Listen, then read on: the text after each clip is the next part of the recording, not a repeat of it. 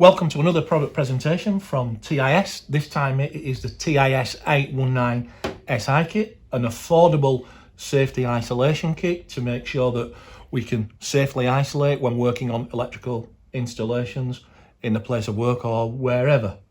So the kit consists of firstly a TIS 819, which is a fully compliant BSEN 61243 Part 3 voltage tester, which means it actually works without a battery and indicates up to 690 volts.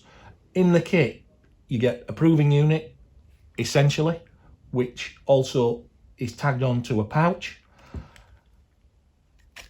so we can prove our voltage tester is working. Nice and bright LEDs, so the voltage tester is working before we test.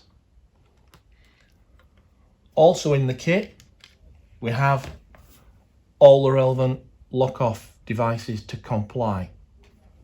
So I have a multi-tool lock-off device, we have an MCB pin in lock, an MCB pin out lock, the actual padlock itself, again importantly, with just one key, not multiple keys, so only one person can unlock that.